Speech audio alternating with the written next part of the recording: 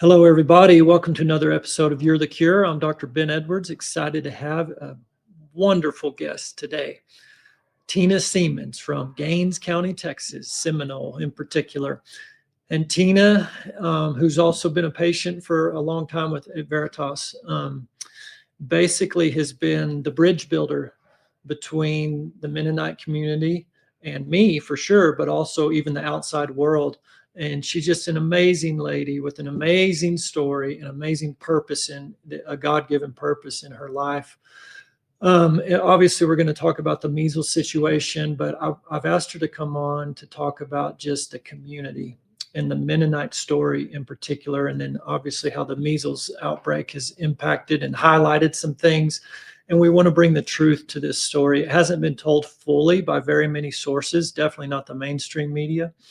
So we want to kind of set the record straight. And, we'll talk in future shows. I'm going to have Dr. Richard Bartlett join me. I think that'll be next week to talk more on the science of boudesinide and the secondary bacterial pneumonias you can get with any viral infection and how to appropriately treat that. So we'll get back into that science evidence-based discussion next week. We'll talk more about vitamin A and the fact that you really can't get an accurate blood level of it because 90% of your retinol, which is vitamin A, is actually in your liver. So there's just a lot of misinformation, misunderstanding, and lack of education in mainstream doctors regarding nutrition and vitamin A in particular. We'll talk about that more in a future show too.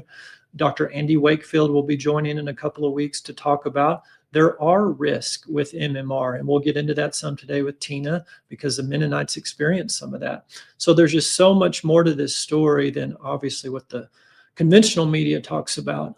So we'll continue this discussion in the coming weeks, but today the focus is on the Mennonite community. What a beautiful people group that is, and I've been honored to be around them, with them, more than I have ever in my life over the past few weeks, and Tina's the reason for that. So Tina, welcome to the show. Thank you for joining us, and thank you for inviting me into your community so I could be blessed by the amazing people who are the Mennonites of Gaines County. Welcome.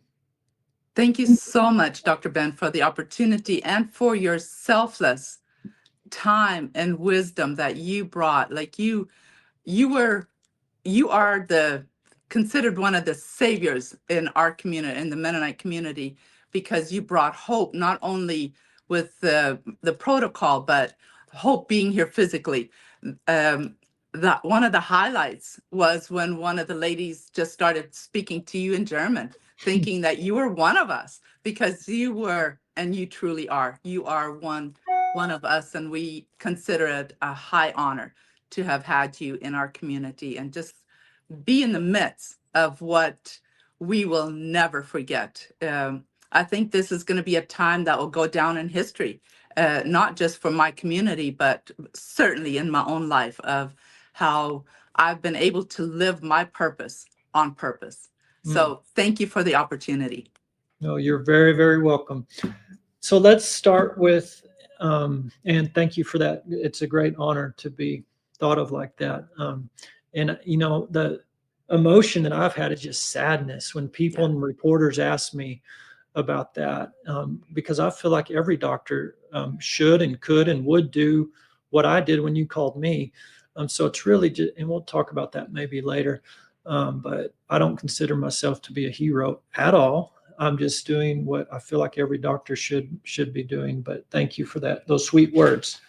I want to encourage everybody to go to Tina's Museum. If you're ever in Gaines County, you need to go to the West Texas Living Museum. And so I want you to talk about that, Tina, but start wherever you want. Just kind of introduce yourself to my audience who maybe haven't heard of you, although a lot of people have now. I think you've given probably 20 or 30 interviews. I don't even know. You probably lost track, but kind of just share who you are, where you came from, and of course the Mennonite story. How did they end up in Gaines County? Well, my family was one of the first Mennonite families in Gaines County, in Seminole, in March of 1977. There was a couple of families that came in February of 77, but this week we will celebrate our anniversary of coming to Seminole, Texas. And it is always a highlight for me to add one more year of being not only what my parents were looking for to make make a better living for our family. So many reporters have asked, so did you come here to West Texas on account of just wanting religious freedoms? That has been the case going back to the 1500s. In 1536, a Catholic priest who left the church as the priest of the community, and he then joined a small group of Anabaptists, meaning they baptized each other again upon their newfound faith in Jesus. And so Tina Siemens joined the small group that was in his community, and they elected him as a leader. And that group became known as the Mennonites, derived from his name, Tina Siemens. As in Switzerland was Jakob Arman, that became the Amish community. So when Mennonites and Amishes are compared apples to apples, we came from the same region in Europe during the same period, during the Reformation years. And so that's where the Mennonites started. So they then went from the Netherlands to present day Poland, from Poland invited by Catherine the Great to present day Ukraine, where my ancestors lived for many years, and in prosperity and in great wealth building. And they just had an empire of Mennonite, two separate settlements in Ukraine. And then in the 1870s, they started immigrating after World War One came on the world stage. And so then my family went to Canada, but there was a large group of Mennonites that moved to the Midwest states here, Kansas, Nebraska, the Dakotas, and they brought with them the red turkey wheat, which your facility has talked about with bread making and wheat berries and all of that. My ancestors brought those red turkey wheats to the Midwest states, and that is why we have the breadbasket of America versus the Ukraine being the breadbasket of the world. And so that those connections are very personal to me, because I have traced many of my family members to the group that came to Canada and also to the United States. But then in 1920s, my great grandparents were young marrieds when they started immigrating, and there was about 7,000, close to 7,000, that initially immigrated from Canada to Chihuahua, Mexico, and that's where I was born. And so in 1977, when we came to West Texas, was one of the first migrations that wasn't based on religion, privileges of having your own schools and your own mayor and your own community, your own little world within a bigger world. So we have been here absolutely a difficult journey from the get-go, but we persevered through faith and prayer and unity. This community has been a unit for all these years, and coming up with the 50th anniversary, I hope to celebrate that big. We will just showcase to the world that not only are we resilient and wrongly accused very often, but for them to think of us as this is the group that's unvaccinated, uneducated, I would love to just have the world know the true meaning of our community. It is not one way or other solely. There's those on both sides, but we have been, once again, just like in 1970s and early 80s, we were the spotlight of America and the world. I have letters literally from around the world aimed at my mayor, the late Bob Clark, who was encouraged to do something to make the immigration status legal here in Gaines County.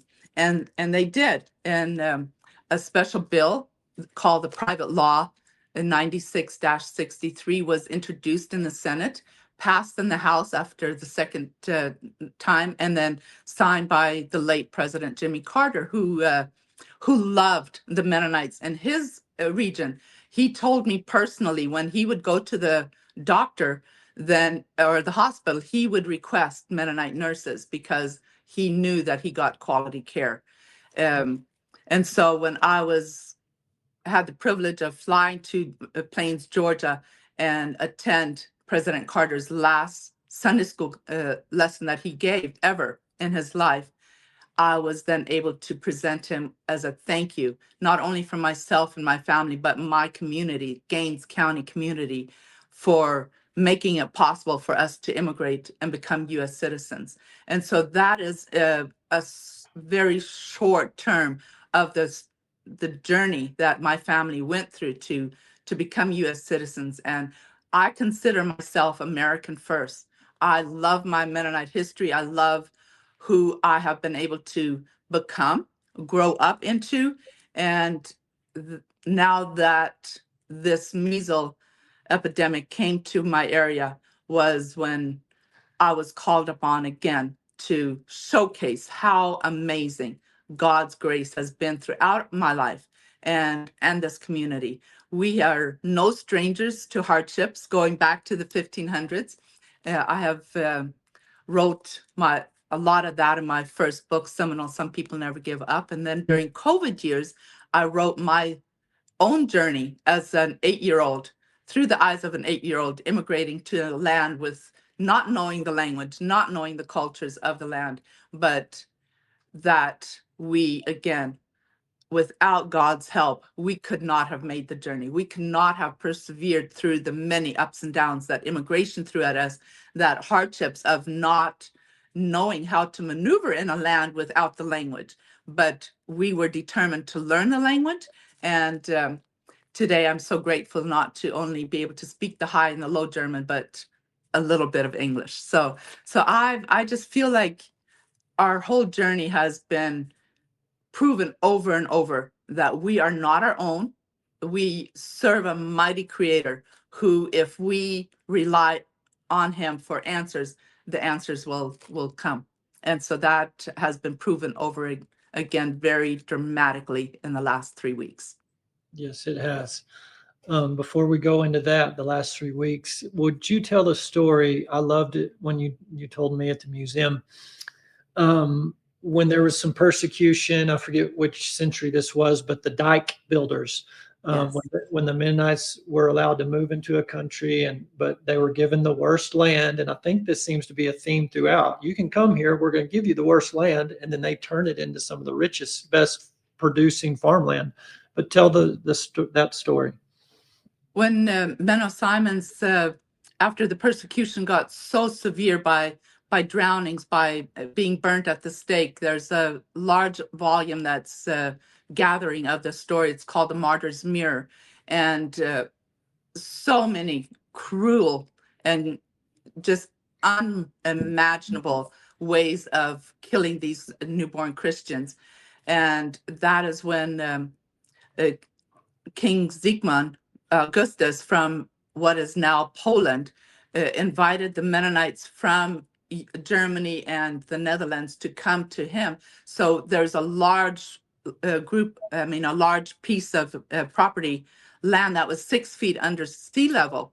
And he said, I will give you all the religious freedoms if you'll come here, build some dikes and drain the swampy land so that we have more arable farmland. And the Mennonites, they did that. They came to Poland and they were able to build themselves just a little plot of land, enough to build a small hut for their families, safekeeping. And then the men went to work. They built dikes that are 30 feet high.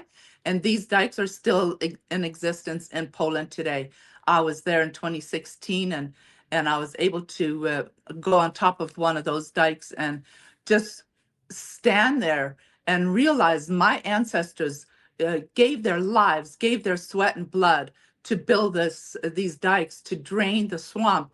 They invented the auger system, the screw auger, as well as the large round wheels with buckets. And so they would channel all of the water from both sides into this man-made channel and drained all of that swampy land for absolutely the most fertile farmland.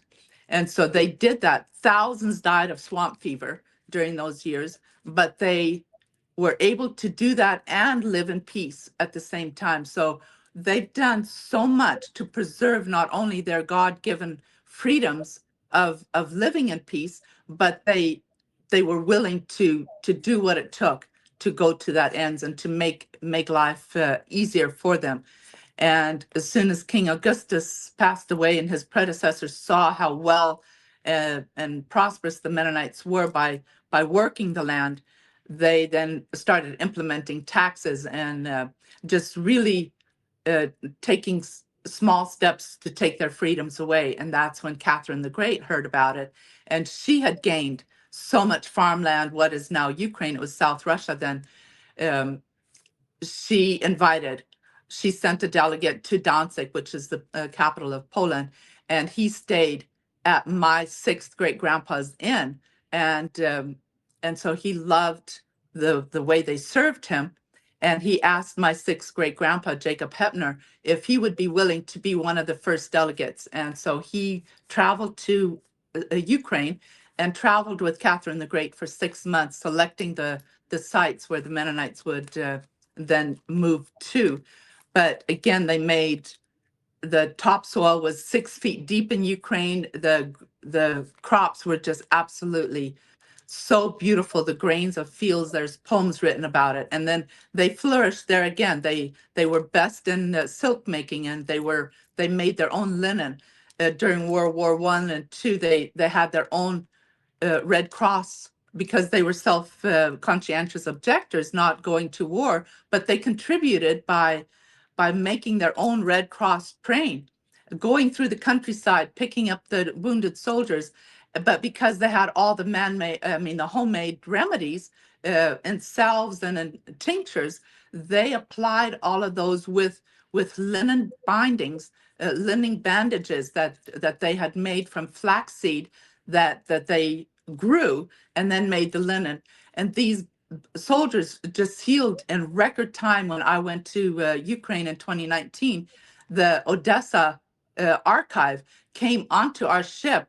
So we were a floating Mennonite ship that went from Odessa, Ukraine, all the way to Kiev, to the capital now. And so during the day, we would go into our ancestors' villages. Many of the homes that my ancestors built were still standing at that time. I don't know if today, and the factories that they built, the mills that they had built, the brick factories. So all of that was still there when I was walking the land, the countrysides of Ukraine, and just knowing the hardships there too that they endured, but they persevered through and they made something of the land. So agriculture and self-sustainability has been the history of the Mennonite culture, and it proved over and over again that not only did the home remedies work, it was not all what the world today would look at as quack healings or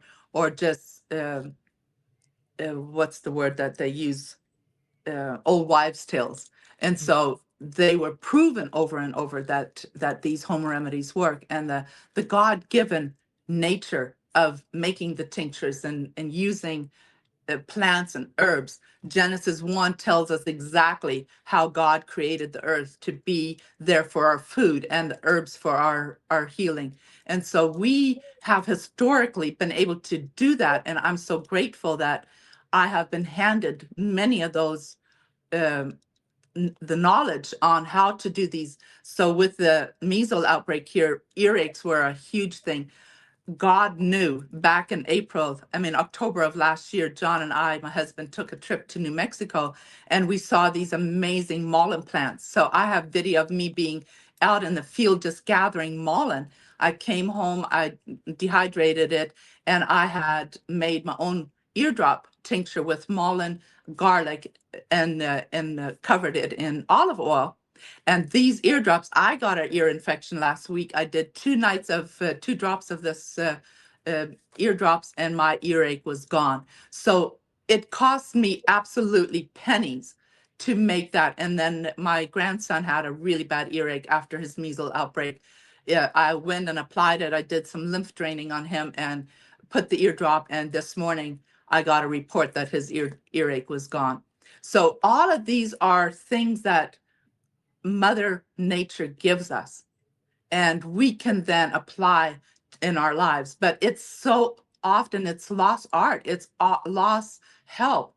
And so now we are here, and we are our community created a WhatsApp group with now over 500 ladies on there, just helping each other. This is what worked for me. This was my children's symptoms, and Dr. Ben's name is recited on that group every single day, hundreds of times, because this is what Dr. Ben told me. This worked for me. This is what I applied, and then along with their tinctures that they have, and with our local health food stores, we have been able to get through this.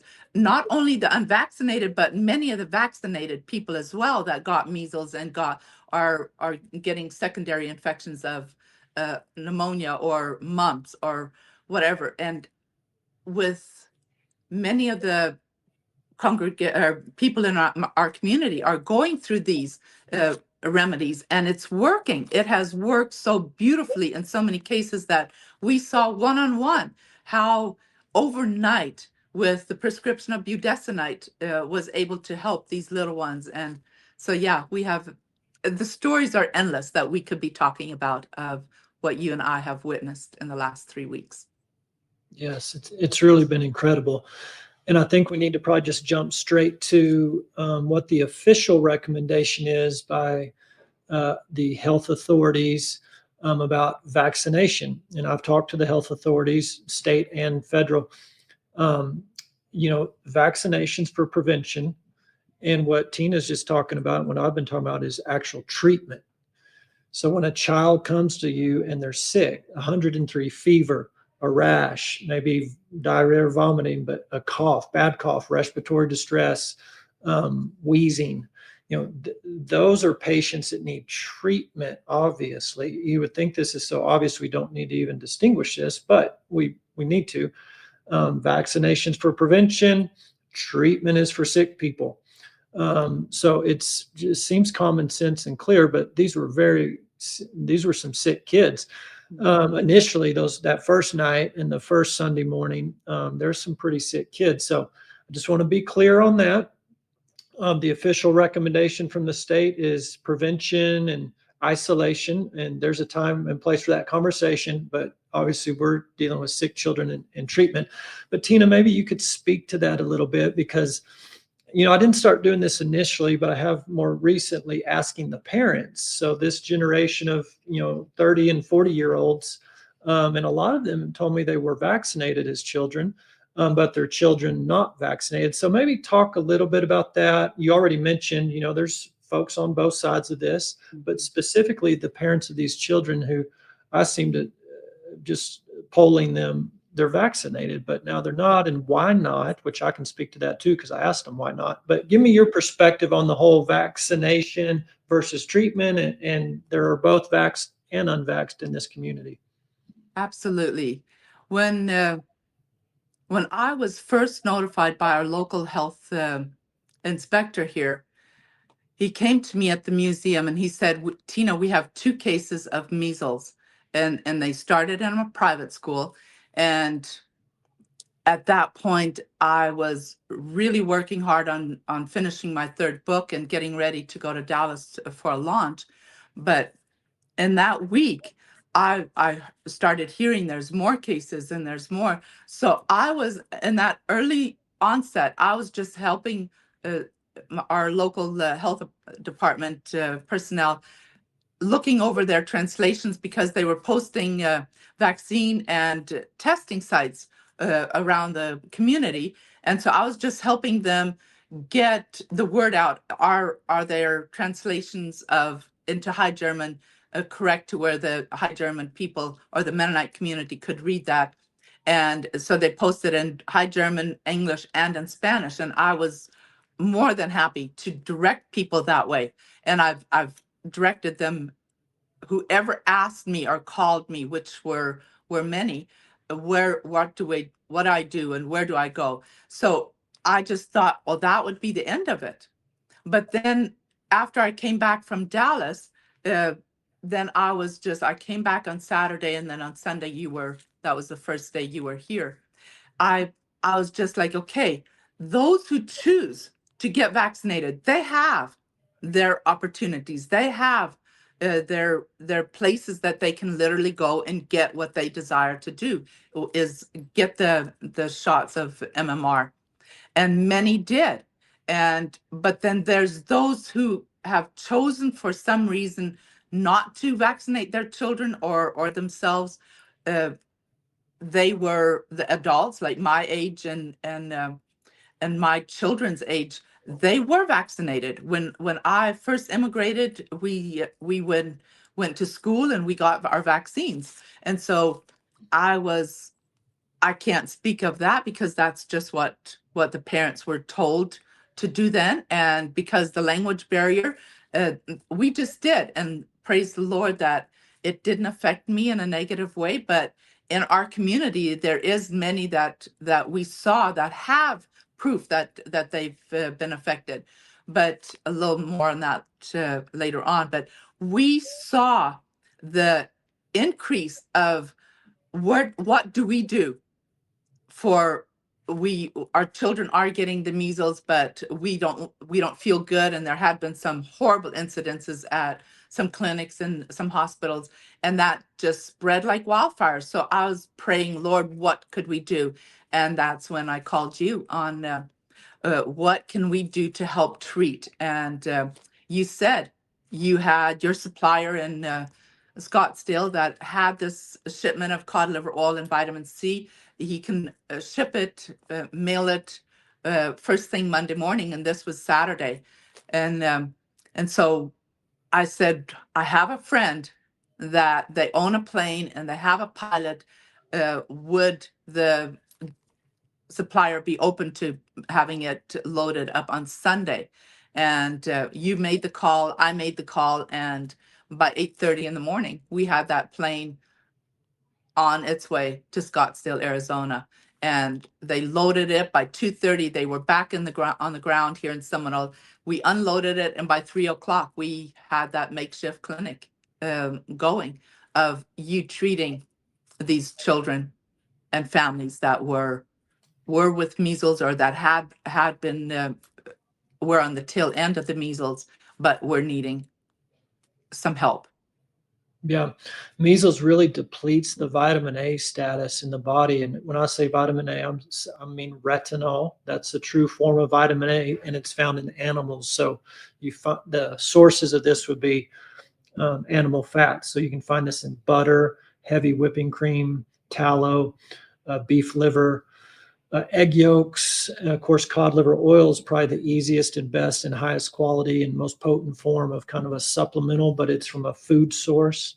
From a toxicity standpoint, it's very, very difficult, next to almost impossible, to get toxic on vitamin A from a food source. There is evidence in the literature. The Merck manual talks about a Arctic explorer who ate a polar bear liver, and they estimated over 1 million international units of vitamin A, and he started to experience some toxicity. So he stopped eating that, and immediately the symptoms went away.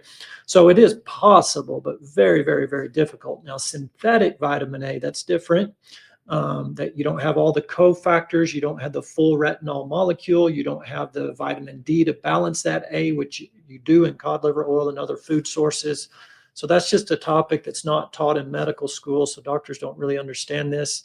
The vitamin A level in the blood is inaccurate because 90% of the retinol's in the liver. So you have to really combine a blood test and different types of blood tests, because there's different forms of A in the body, different isomers of it. And you've got to ask questions, because vitamin A deficiency or toxicity, you can kind of get clinically from questioning the patient. That's kind of a side note, though. But that's why I chose cod liver oil. And there's lots of data going back to the 1700s, actually. Lots of published data, lots of doctors in the 1800s and 1900s. And pretty much it's credited with eradicating tuberculosis. Around 1920, you see a huge uptake of cod liver oil in the United States, and you see tuberculosis drop. And you can find old articles and old books about this. And vitamin A now is well known to be such a powerful anti-infectious vitamin. It powers the immune system in such amazing ways. So anyways, that's a little bit on the cod liver oil and the vitamin A that's in that. That's why we chose that. So yes, we started that makeshift clinic again out of necessity. There were sick kids, some in respiratory distress, mild to moderate distress, so they needed treatment right away. Tina, you mentioned some treatment at other facilities, and I don't want to bash other facilities, but it is a piece of the story that people need to be aware of. And it kind of reminded me of COVID. It sounds like some practitioners might have gone into fear mode and judgment mode, like anger at an unvaccinated patient, and why didn't you get vaccinated? And because you haven't, it's your fault, and therefore sit outside for a little while. You need a quarantine. But it's almost like there's a change of attitude and heart towards that patient. And so some people experience some of that, which had the effect of, fine, I'm not going to the hospital, I'm not going to the doctor, I'll just sit at home. And then if they don't know what to do at home, that could be a really bad outcome. So talk a little bit about that. Well, when I got educated through you on the symptoms of what level is oxygen, just really a necessity to seek higher help, I was able to advise moms that would call me and say, what is Dr. Ben's thought on this, and what is, so I wrote down kind of markers, and I encouraged them, if your child gets oxygen levels in the 70s, then it's time to seek higher help, because that is really getting critical in the oxygen levels. So And we actually saw that. We saw patients Yes. that sick, that respiratory distress, because obviously even in the 80s isn't good, but down to the 70s, and they were still at home. Yes. It was incredible. But go ahead, Tina, sorry. And yes, and that, so you were asking, do they have nebulizers? And yes, during COVID, I think almost every household has a nebulizer, and that is just one more piece of a home that is been proven to be helpful in many cases. So you asked, and then yes, they did, and so they had been applying that, and but to be afraid of not seeking higher help was something that we really had to calm them. And I was again working with the local health officials to, let's get these people some help if they are coming for help.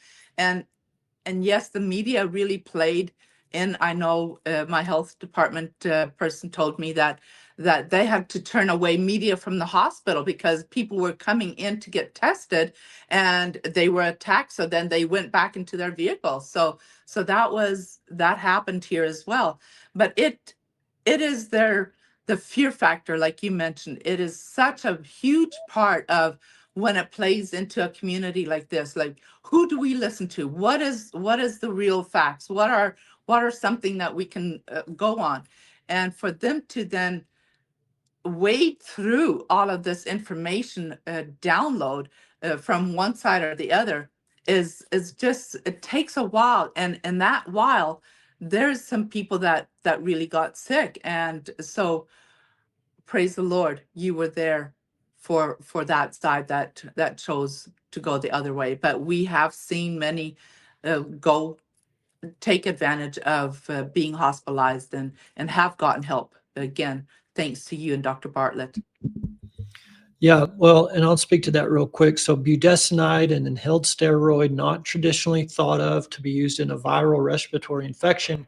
We usually think of these steroids to be used when the airway is inflamed from more of an autoimmune type picture, which is asthma, or from chronic inflammation from smoking. So if you have emphysema or COPD. So that's where doctors are trained to use these steroids.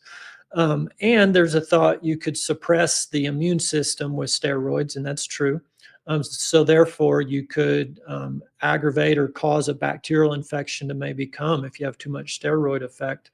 So you balance that. I mean, most doctors know with emphysema and COPD, if a patient's struggling, having a flare-up of their COPD, you give them a steroid and an antibiotic. So you cover the inflammation and the infection. But during COVID, Dr. Richard Bartlett really discovered this and started utilizing it clinically, seeing great results, and then numerous published studies supported his clinical finding of using boudesinide, the inhaled steroid, for a viral respiratory infection. So COVID could trigger what's called cytokine storm. Cytokines are chemicals the body makes to create inflammation, because you need some inflammation to kill germs, but sometimes there's too much of it. And all that inflammation actually causes the oxygen to not be able to penetrate into the bloodstream, because there's just too much inflammatory fluid, inflammatory water, mucus, so you don't get good oxygenation. So if you can slow down or depress that inflammation a little bit, that clears up the airway. Now you can get oxygen in. So we saw that during COVID. It worked beautifully. Again, lots of published studies. Budesinideworks.com has a lot of those on there. So that's why I chose to try that on these really sick kids. And it worked beautifully. And I called Dr. Bartlett and asked him if he could help me to educate, because I knew that he knew all those studies off the top of his head. So he went and did that at the hospital. And luckily, the doctors received that truth and started utilizing that. So that really, really was a game changer. Tina, I think we do need to go to the more touchy subject, and it's more potentially inflammatory subject.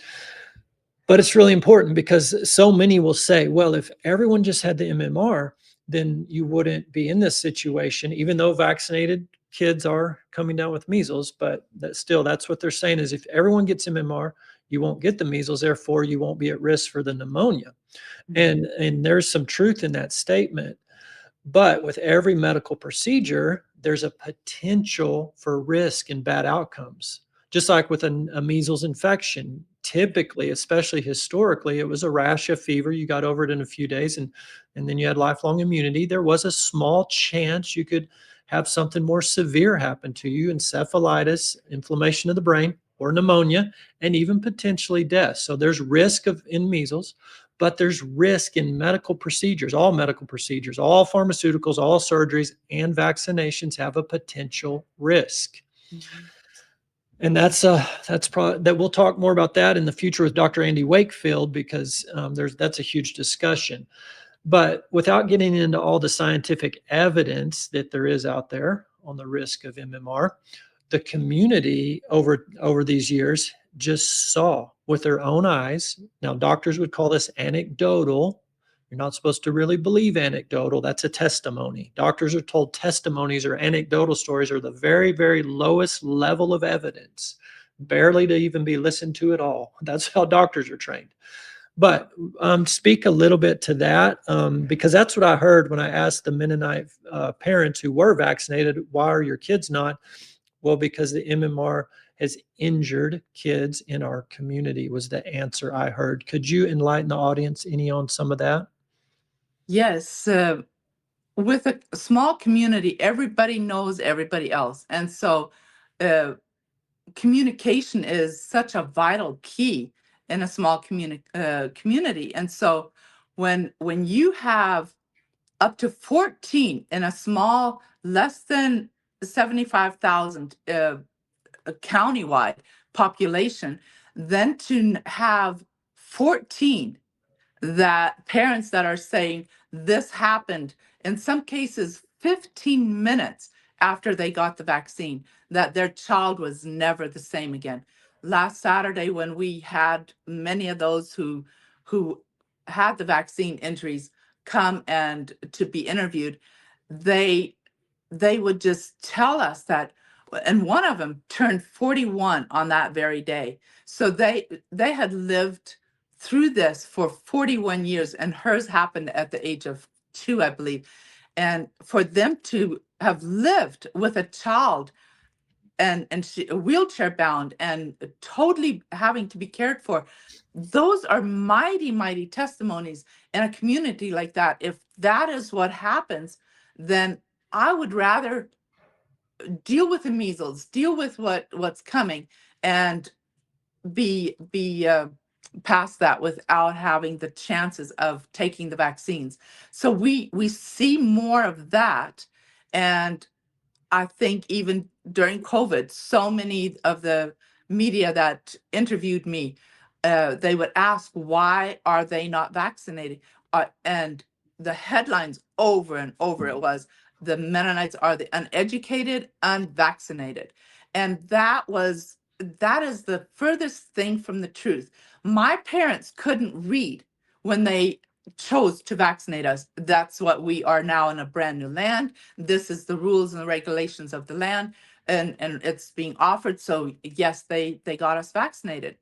Even with the next generation, many of them did.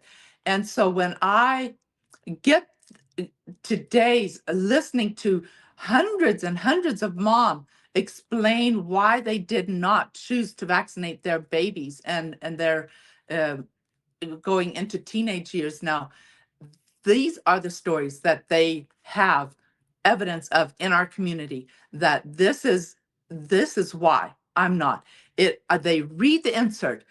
We had a young lady that came and did the interview, and she said, I worked at a clinic.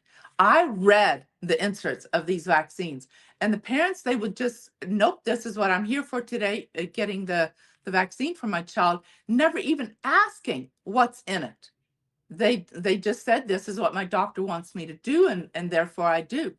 And so these younger parents that are now very well read on the inserts of the vaccines, and then plus seeing the injured in our community, they say, what is it, 1 in 100,000 that could possibly get a vaccine injury?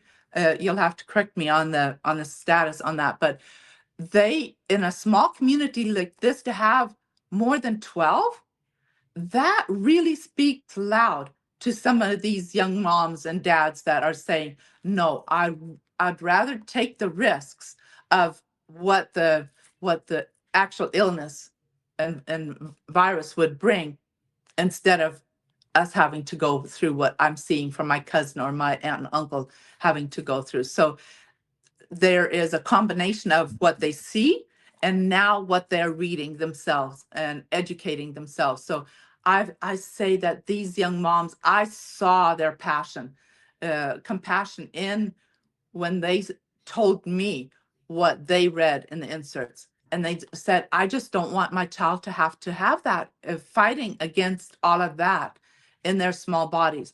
And I had many moms come to me and said, I specifically asked to just get 3 vaccines in one day instead of the multiple. And one mom told me, when they said, okay, we'll just do 3 injections today.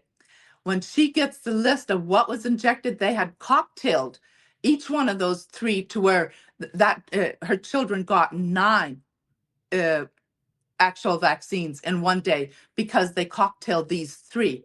And so she says autism, ADHD was the cause of this decisions that the healthcare made on their own. And so these stories are what drives these younger generation to say, I don't want my children to have to deal with that. And learning is, as much as it might have been in some of the revenues when the immigration from Canada to Mexico, there was a high decline of education. But coming here and having the literature and then the language learned to where they can read it, all of this just makes for a decision of, I don't want to go that route. And that is what happened here. It's not because they weren't read about it, but it is because they read and decided not to do it. Yeah. So the exact opposite of the narrative, uneducated, ignorant, uninformed, the exact opposite. They're actually more educated than your standard American. Amen. And the standard American protocols and these pediatric medical protocols, this is correlation, but the United States healthcare system and their protocols, and we have the sickest kids. Now, that's just a correlation thing. Well, there's studies. There's many, many, many studies. I haven't heard any of the media, which I don't really watch media, but when they come and talk to me and I talk to them off the record, it's the same line of, oh, Andy Wakefield's debunked, and the movie Vax is propaganda, and autism, MMR doesn't cause autism. Vaccines don't cause autism. Don't you know that? I'm like, when I hear that from the media, that parroted line, We've already paid out millions of dollars to the Vaccine Injury Compensation Court for autism. It's clear that it can cause it. We've already proven it in the literature and paid it out through the vaccine court. So now we're so beyond that. That's settled in my book. Now should be to the point of what causes this increased risk? Is there a way to decrease that risk of injury, like spacing them out or doing fewer than at one time, or not doing them so young, not doing them when they're sick? There's lots and lots of evidence in the literature that there are things that make it more likely to injure. These vaccines injure you, but we can't even have the conversation. Exactly. The media won't even admit, and many doctors I see on the media admit that this is even possible. And of course, VAERS, which doctors are supposed to report to during COVID, VAERS got to be such a topic. More doctors know about it now, but pre-COVID, I don't think hardly any doctors knew what VAERS was. That's where they're supposed to report an injury. They don't even know how to identify these injuries. We're not trained in school how to identify an injury. We're told they don't even injure, much less do we report it. And HHS in 2010 did a study to see how accurate is this vaccine reporting, adverse event reporting system. How accurate is it? How many of adverse events actually get reported? And that was the author was Lazarus, and he concluded about 1% of vaccine injuries get reported to VAERS. So when VAERS says 5 people a year die from MMR shot on average, you have to multiply that by about 100. So it's more like 500 instead of 5. That's not my opinion. That's the evidence from VAERS, 5, evidence from Lazarus, that's the 5 is only 1%. That's how I get to that number. That's informed consent. So if people don't like VAERS or they don't like that Lazarus report, that's fine for them to have an opinion to not like those or to think they're not accurate. Well, then you have to go clean all those up or do another study. We need the data. If you want to be totally data driven, then that's the data. Let's go get more data and let's but you can't even talk about it. So that's a red flag number one. And I would encourage the audience, and probably if you're listening to this, you're already doing this, turn off those news sources. And I'll put news in quotes there. It is propaganda because they're not giving the whole story. Tina witnessed this. I had 3 people from CNN turn off their camera, turn off their microphone, sit down on the couch, and let's just have a conversation where I'm going to tell you the truth, the whole story. And I did for about 15 or 20 minutes, and the one lady almost started crying. So I know there's at least 3 people at CNN that know the truth. And then at the end, I said, now you know and I know the whole story I just told you. Your boss won't let you publish that to the public. Yeah. We know, and they agreed with that. And they said, well, we can just tell this part. No, I'm not going to go on the record just to tell one sliver. It's just going to continue the division and inflame the situation. If you could tell the whole story, if the New York Times could tell the whole story, if NBC News could tell, if all of them, they've disqualified themselves, they're biased, they won't even publish this point of view. They won't publish the truth about the Mennonites and these moms who are educated. In fact, they publish the opposite, not the truth. There's been no retractions. There's been no apologies. There's still time for both, but so far I haven't seen it. And of course, it just came out this week that the sweet little girl who died was not given the appropriate antibiotics for community-acquired pneumonia.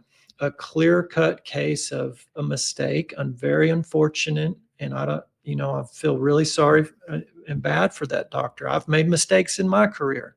And, it's awful when that happens. We're human beings. We make mistakes. That was a really, really big and deadly one.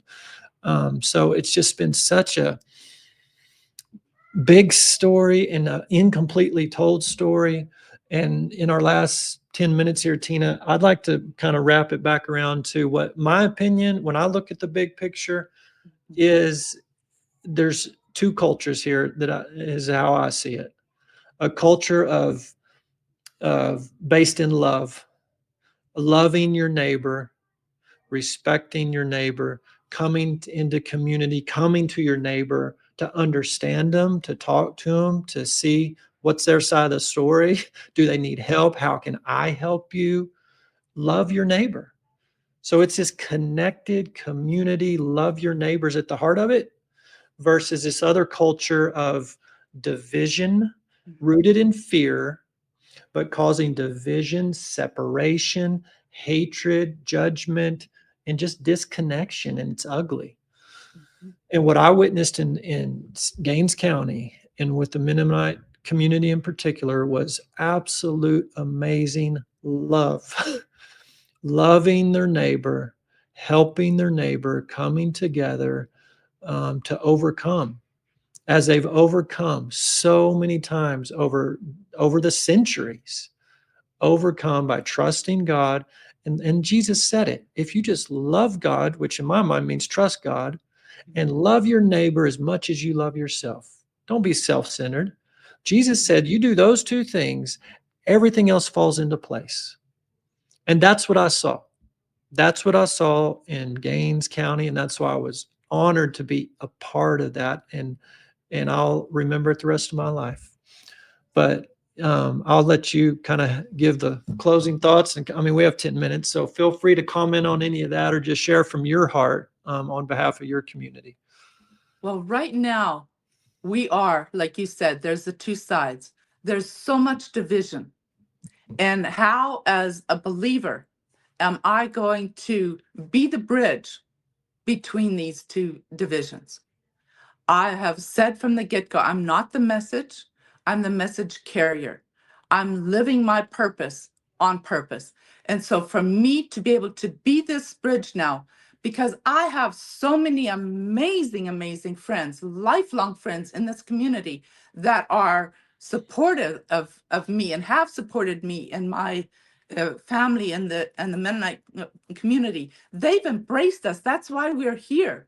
But how do we bring it back together of where it's not you who are the measles infected population or the ones that are non-Mennonites, are so many of them are with us, like they are not vaccinated, they are, or if they were vaccinated, they are no longer taking the vaccine. So this divide, how do we bridge that?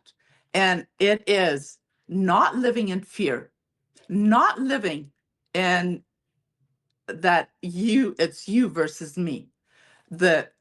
Throughout history, I have said that if we concentrate on our similarities, there is many more similarities that we have as created human beings than there are differences. And I think that will have to be the starting point of rebuilding this divide in love, being that neighbor that you're not afraid to come go to their house or meet in a restaurant or have a meal out. You don't have to be afraid. The measles have come and they will go. The physical healing is happening, but the emotional is going to be just as big or a bigger part after the dust has settled on the actual measles and the subsequent infections and all of that. But we are to make a conscious decision that I want to be a part of the rebuilding and instead of dividing. And that is an individual basis decision that they will have to come to. And if that isn't the case, then Satan's got what he does best: kill, steal, and destroy. And we are one that are going to fight against it, because we have way too much history built together in this community to start living in separate worlds now. Our little world can be a witness and a light to the rest of the world and the rest of the nation, because we were unwillingly or unknowingly put in this position wherever that started. But our decision as an individual human being, you have the capability of being the bridge yourself. And that is what I encourage everyone from news media. Don't just repeat the same thing over again. Now you know the truth has come out. But so let's start building instead of repeating the same stories over that is causing more division. Everyone has the capability to be the change, and I encourage you to do so. Amen. Well said.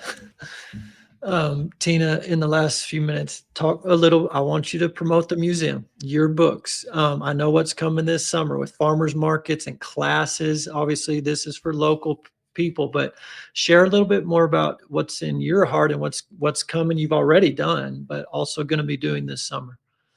Well, the West Texas Living Heritage Museum was a 20-year dream come true for me to open and share history, because I love history. I love genealogy. I love connecting the past, because if we do not know history, we don't know our roots. And knowing your roots is where stories of resilience, of stories of family recipes, of family characters that you might have in your DNA. And if you read your own family stories, I always say start with your grandma and grandpa, start with the ones that are still living, aunts and uncles that know, and build your own history. It doesn't cost you a thing, but it will benefit you so much in the future. And so that is what I've set up the West Texas Living Heritage Museum for, is to share not only with local Mennonites who don't know our history, but with the communities around. And that is how they found 40 some interviews that I have done, from New York Times to people out of California that have come to interview me. Who are the Mennonites? Where do they come from? And it's been a beautiful platform for me to share my family's history. And this year will be our second farmers market. We'll start June 3rd and go all the way through October 28th. Every Tuesday we'll have unless weather prevents it, because it's an outdoor set up in small little booths of locally organically grown and local made. And we have vendors coming in all the way from Lubbock last year. So this year will be bigger and better. And so I encourage you, come out, get your vegetables, get your canned goods that is locally made. And every other week we'll have an adult class, and every other week a children's class. So we will teach beekeeping, we'll teach butter making, tallow making, bone broth making, just the essentials of what you have at your fingertips, and not just learning how to, but then you can go and teach it to your children and your grandchildren. So I'm looking forward to an amazing year ahead with the Heritage Farmers Market. And I'd love for you to come by, and I will share not only what I have in the museum, which is some antiques, but the word living. West Texas Living Heritage Museum, that's where my heart is, to not only have them see some antiques, but teach them history of what our ancestors did to be self-sustaining and to be a help in your family and community. So that's what my books are out about. Some people never give up. The little sandals that could, me as an 8-year-old immigrating to a new land. And then my latest release is Post Oak, Quanah Parker, the Comanche and a Mission, and learn how my blood relatives had interactions with Chief Quanah Parker. So I would love to have you come out and visit us at the museum every Tuesday, starting June 3rd. Awesome. Well, guys, I highly recommend that. And if you're from out of state, out of town, and you can't make it this summer, anytime, get to that museum when you are around this area. And Tina will give you an amazing tour and education. And especially that part about Quanah Parker and the Jesus house. That was amazing, Yes. amazing story. Tina, thank you so much. It's been an honor, and it'll be for the rest of my life a memory that I'll never forget. Seeing you in action, translating for me, and just the way you help so many people and continue to this very day. And guys, I will say, I think, and this was even pre this breakout, I was saying this a long time ago, as a generation passes that had measles naturally pre-1963-ish, as that generation passes, because they have robust lifelong immunity, vaccine immunity is shorter and wanes. But as we see that generation pass, I believe we're going to see more and more measles outbreaks, regardless of vaccine status. Many, many outbreaks over the last decade and 2 decades have been in a lot of vaccinated people. So we just have to understand that man's version of vaccine, there are some limitations to that. Natural immunity is more robust and long lasting, but we're about to be done with that generation of people that had natural measles. So we do need to be prepared. Now, that wasn't to invoke fear. The point is be prepared. Learn how your ancestors lived. How did we get a 99% drop in mortality from all these different infectious diseases, including scarlet fever and tuberculosis that never had a vaccine?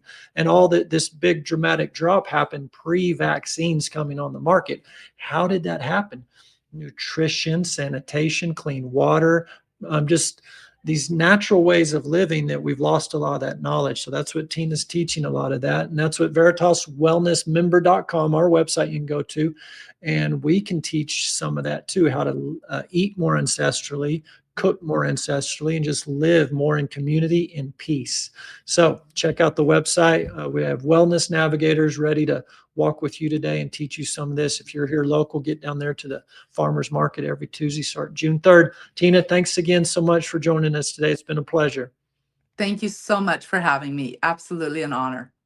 All right, everybody. I'm Dr. Ben Edwards. You're the Cure. This program will be on all the podcast platforms and at the website, VeritasWellnessMember.com. We'll see you next week. Thanks for joining us today. Bye-bye.